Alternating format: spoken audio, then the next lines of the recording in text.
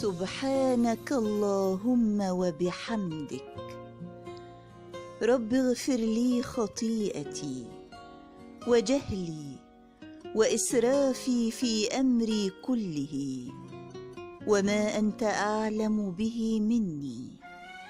اللهم اغفر لي خطاياي وعمدي وجهلي وهزلي وكل ذلك عندي. اللهم اغفر لي ما قدمت وما أخرت وما أسررت وما أعلنت. أنت المقدم وأنت المؤخر وأنت على كل شيء قدير.